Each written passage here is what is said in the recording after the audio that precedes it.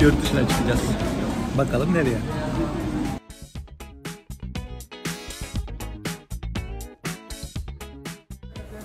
Evet, fırçayı da yedik.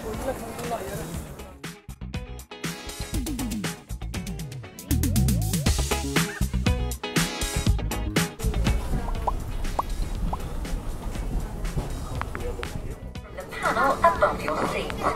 In this case, pull the nearest mast towards you.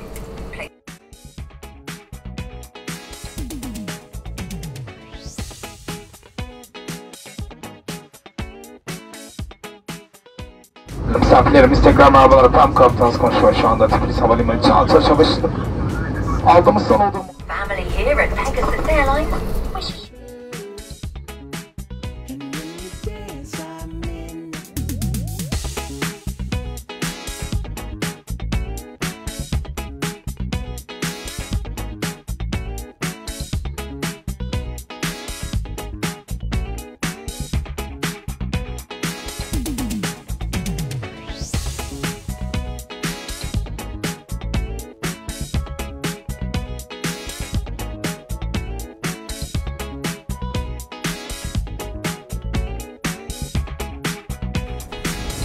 Sizin eski eve mi buradan gidiyor?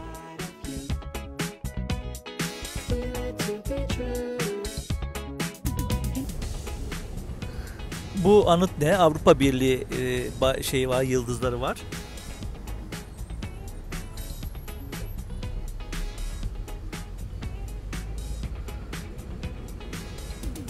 Evet. Bu anıtın adı var mı Dimitri? Savaş zamanında hani Sovyet Birliği ayrıldıktan sonra hani savaşta kim öldü? Evet. Onların isimleri yazıyor. Orada da Şehitler Anıtı, evet.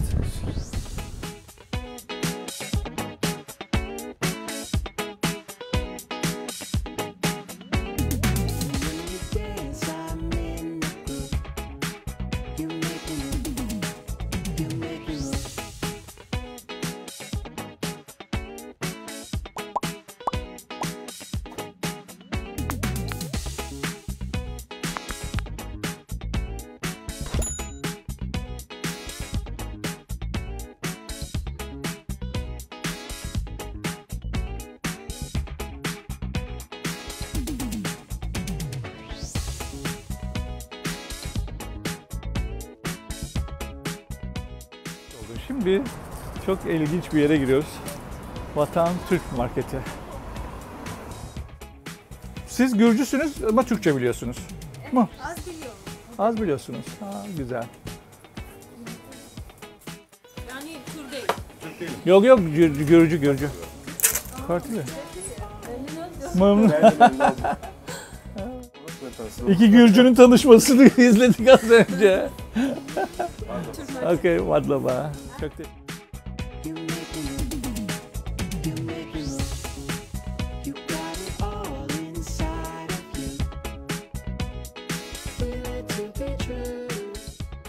Bu caddenin adını sürekli unutacağım çünkü. Marjanishvili.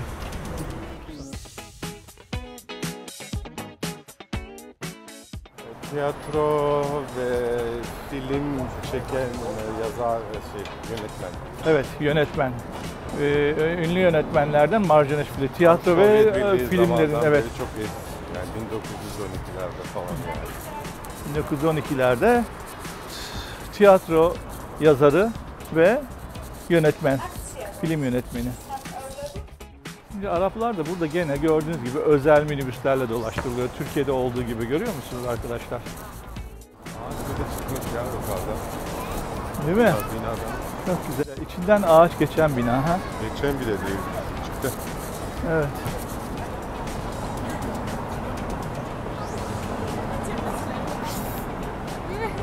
Evet arkadaşlar, çok enteresan binadan içinden ağaç çıkmış.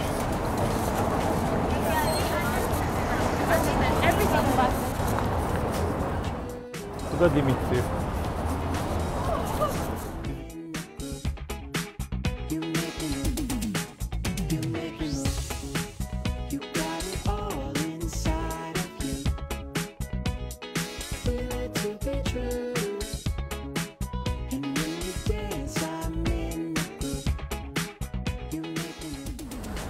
Yine bezeler. Evet.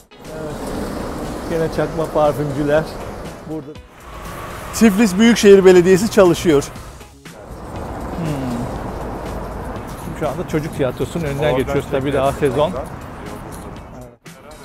Ha, orada da Ankara Style diye bir Türk mutfağının bir lokantası var. Bu bahsettiğimiz ünlü Tiflis'teki caddede. Bu bina da çok güzeldi. Siz az önce gördüğünüz bina değil mi? İyilik Evi. Ha, tamam. İyilik Evi olarak geçiyor arkadaşlar. Türkçesi de var. Farklı dillerde de. Burada da Devlet Demiryolları'nın Sovyet şeyi var. Sovyetler Birliği'nde kalma demiryollarının binası.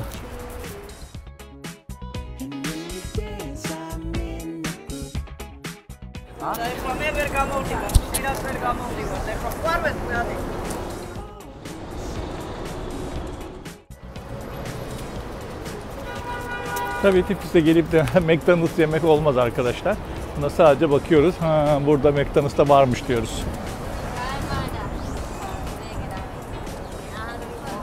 Değişik bir mimari yapmış Tiflis'teki McDonald's. Ama biz ne yapıyoruz? Tiflis'te McDonald's.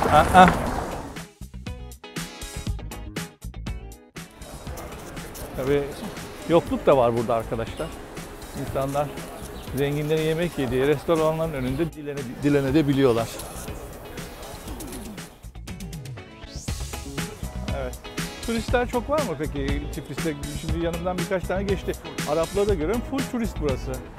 Biz de Türk turistler olarak çok isteniyor muyuz bilmiyorum ama yani Avrupa'dan gelenler daha çok tercih ediliyor. Ay, ama bu çok tatlı ve çok kirli. Ölüm. Şişt. Bak bakayım.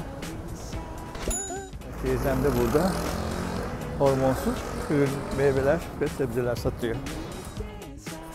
Dünya bize güzel, dünya size de güzel olsun diye biz Tiflis'i çekiyoruz arkadaşlar. Bakın yine Tiflis'in çok önemli, Gürcülerin çok önemli bir mimarisiyle bir otel var bu. New Tiflis Otel yine bu caddede ilgimizi çekti.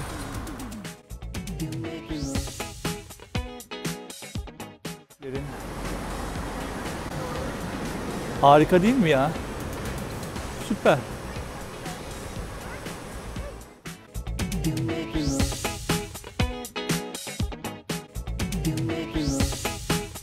Minik yapılar. İçinde teyzem çalışıyor. Aynı caddenin devamı. Ama size de başta bahsettiğim gibi Türkler ve Araplar bu caddeyi bölüşmüşler. Şimdi burada Türklerin bölümü sona eriyor. Arapların bölümü başlıyor arkadaşlar. Helal diye bakın buradan başlıyoruz. Gürcistan, Tiflis'te Arapların işlettiği kafe ve restoranları görüyoruz şimdi. Bir Arap kültürünün Gürcü kültürüyle ne kadar iç içe olabileceğini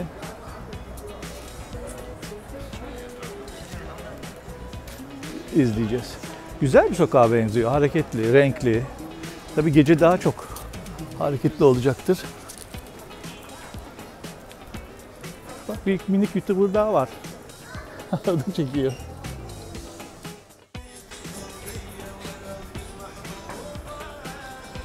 Tabii hemen burada menülere dahi yansımış durumda. Bakın 3 dilde.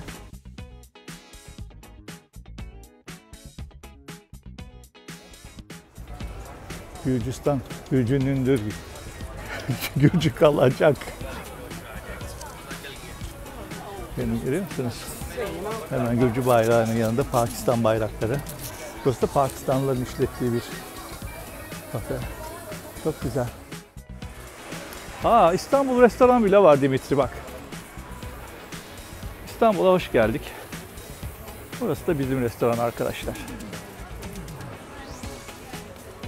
Merhaba.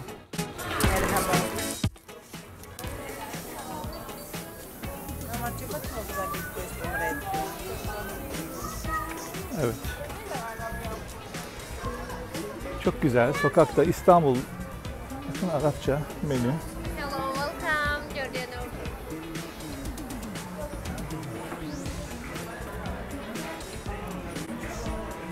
Gördünüz mü? Arap şeyhi orada. Tam bir kültürler karmaşası. Ama bak şu da çok güzel.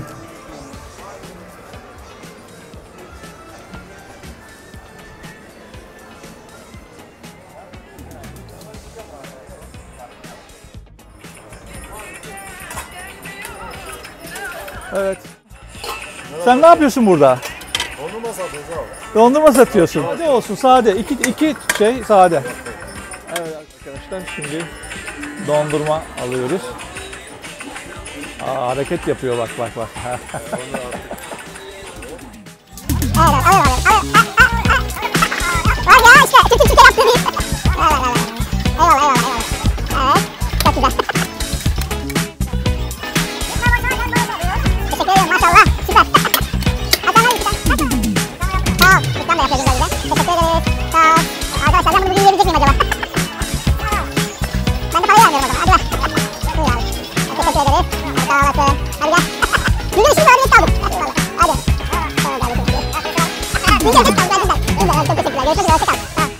Arkadaşlar, gelince bugün görü mutlaka bulun.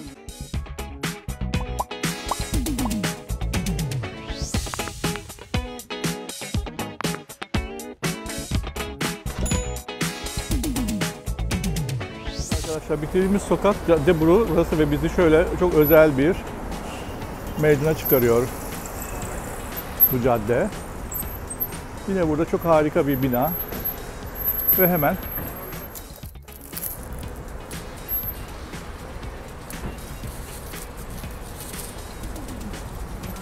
hızlıca geçiyorum. Binayı görüyorsunuz. Çok farklı bir mimaride yapılmış.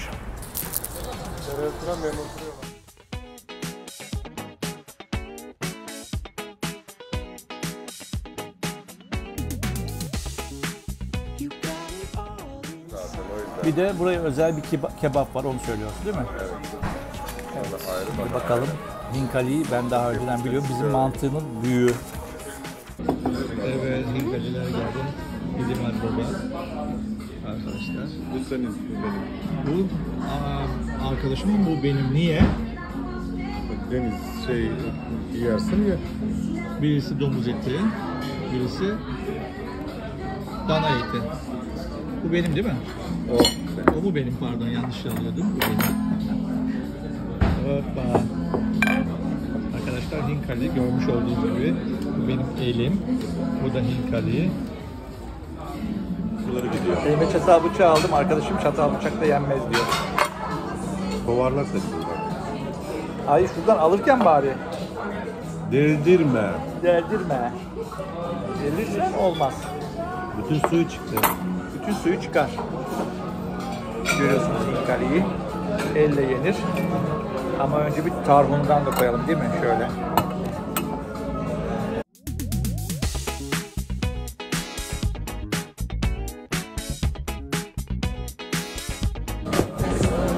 Çok sıcak ve ben bunu Hinkali'yi, içinde kıyma var. Tarhun da süper gider.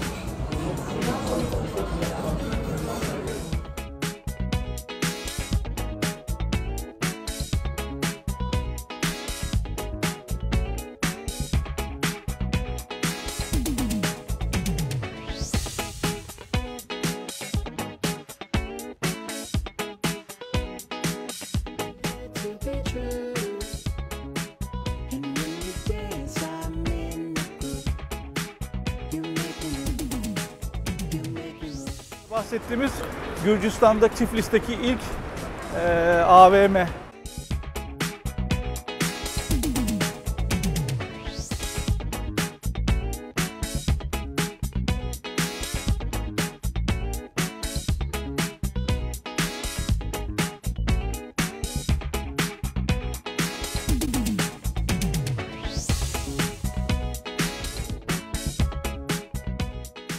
Şu anda arkadaşlar Gürcistan'ın Özgürlük Meydanı'nda Aziz Georgi'nin heykelinde bulunduğu. Görmüş olduğunuz heykel üzerindeki altın rengi gerçek altından yapılma.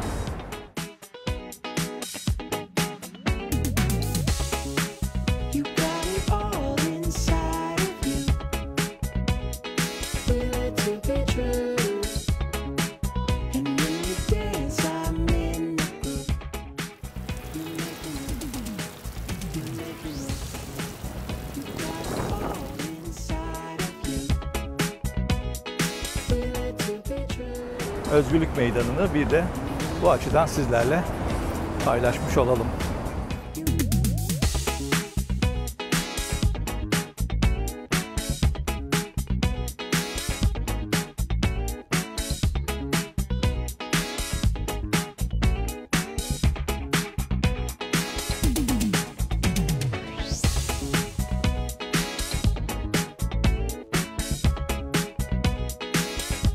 Tarihin üzerine yeniden bir hayat, yaşam inşa edilmiş durumda Tiflis'te.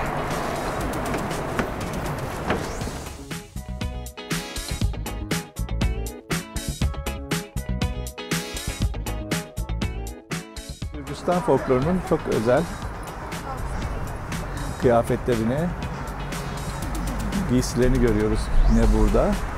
Bir mağazada bebekler var, yine burada da farklı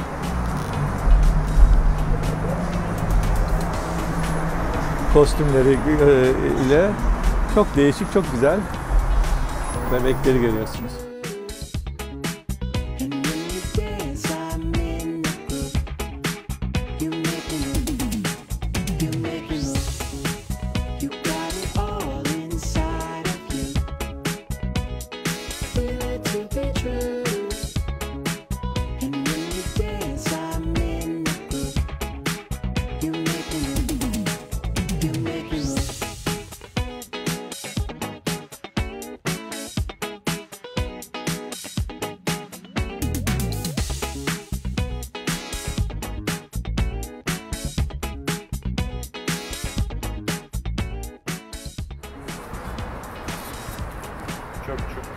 Çöpçü, Gürcistan'daki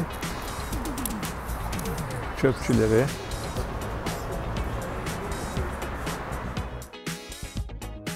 Yine bir Gürcü sinema sanatından bir kareyi buradaki mekana heykeltıraşlar oturtup bu kareyi sonsuzlaştırmışlar yine bir sanat eseri olarak.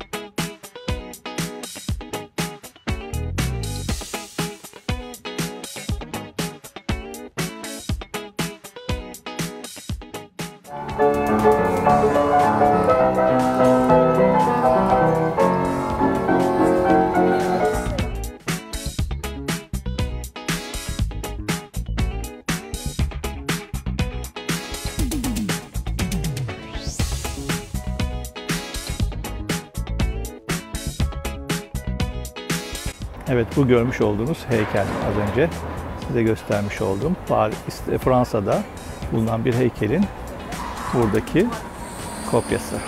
Buradaki bir parkın ortasında. Bize Güzel TV'nin sevgili izleyicileri, işte bu sokak bizi nereye çıkarıyor biliyor musunuz?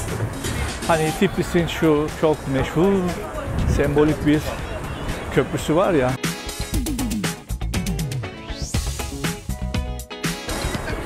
Bakın, bu yol bizi oraya doğru çıkarttı. Gece için hazırlıklar yapılıyor gençler.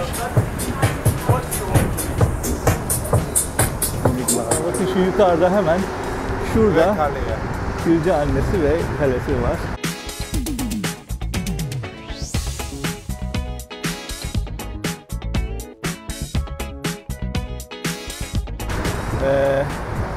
Oraya, şöyle şurada size göstereyim hemen.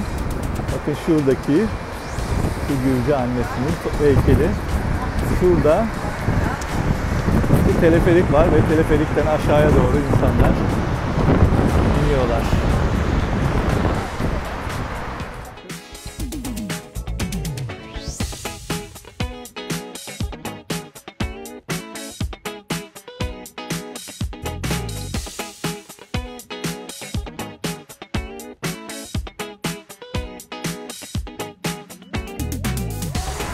Tiflis'i ikiye bölen köprünün ortasındayız.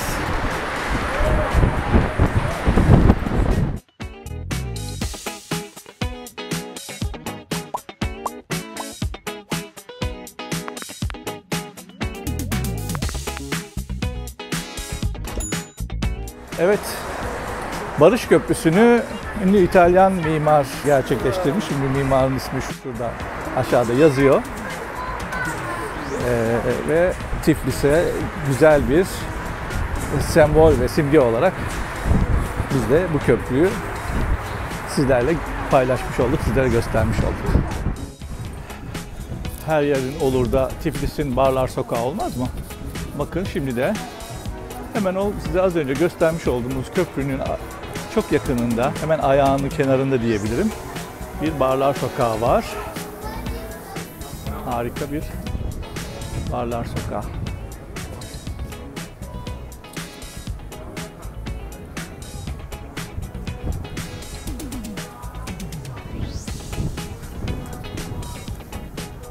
Gürcü mutfağının çok özel yemeklerini de burada bu sokaktaki barlarda ve ünlü restoranlarda tadabilirsiniz.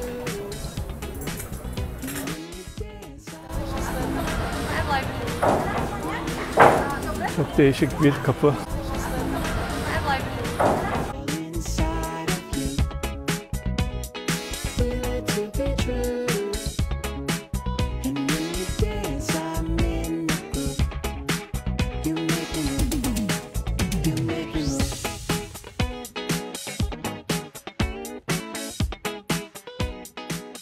Evet, şimdi Gürcü kralı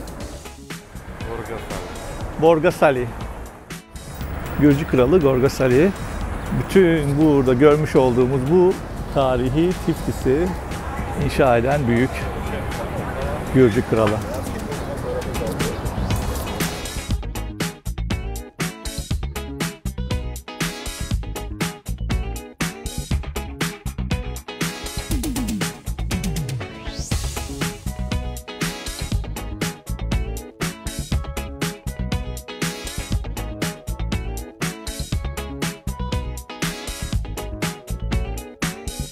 Hamam Meydanı'na doğru ilerliyoruz.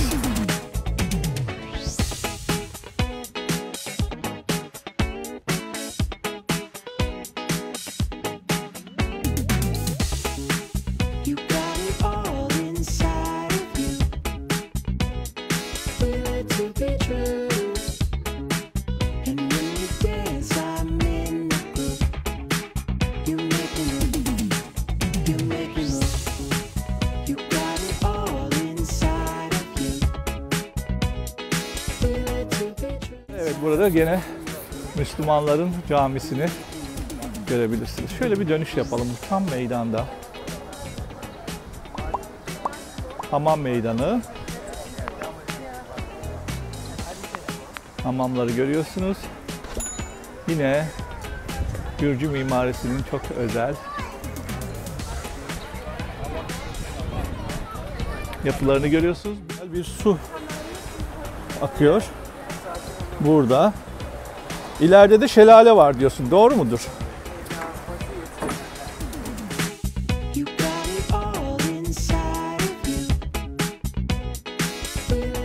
Ben geçerken burada değişik bir inanç. Bunu Türkiye'de de görmüştüm.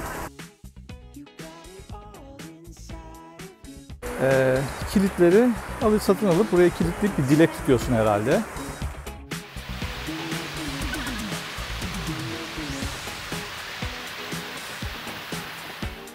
Gürcü Kilisesi. ve Müslümanların camisi. Bir ileride de görmüştük Yahudilerin sinagogu. Birbirlerine çok yakın.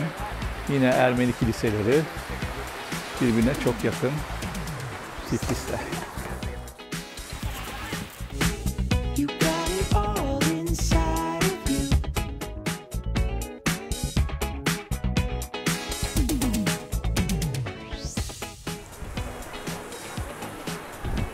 Bakın bu köprüdeki kilitler de daha farklı.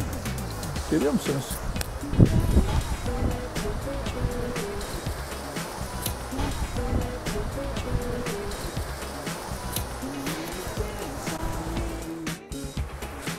Dünya bize güzel. Bakın dünya bu yakışıklıya da çok güzel.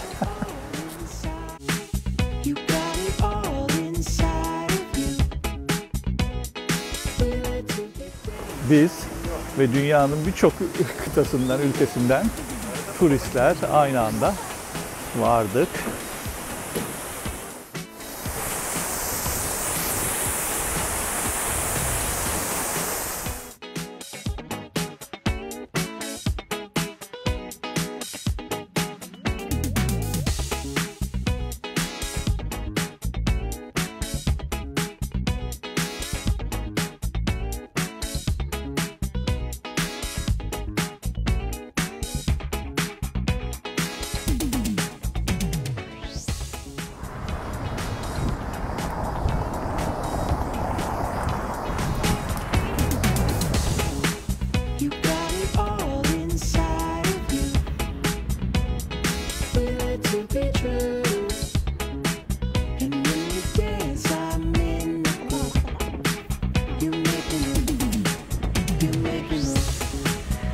Fabrika diye bir yere geldik arkadaşlarla. Burada yemek yiyeceğiz ama kapısındaki bu özel rölyef çalışmayı sizinle paylaşmak istedim.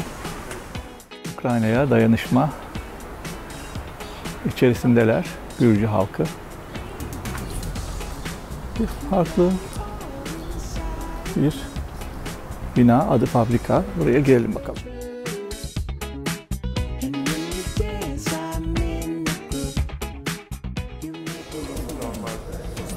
Otelin biraz daha küçüğü. Yani böyle daha hoppa cennete düştük. Burası ucuz yerler olur. Hani bir odada Bir odada 7-8 kişi hostel biliyorum. Evet.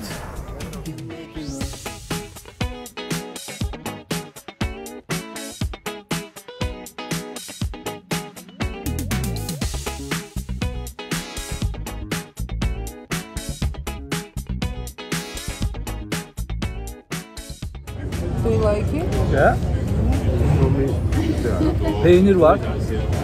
Yumurta var. Ne peyniri bu? Sunguli. Sulguli.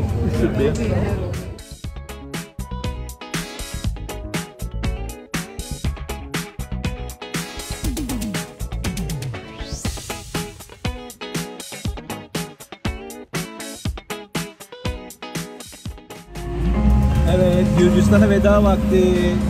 Arkadaşlarım beni havaalanına bırakıyorlar. Nino Can, Mehmet'i,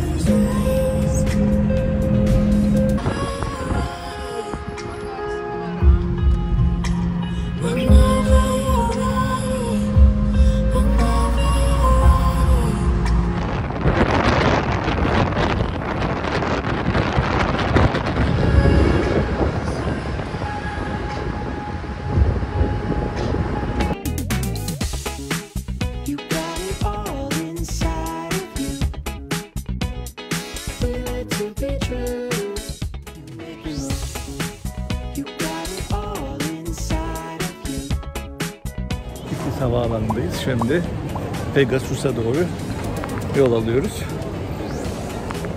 Check-in yapacağız.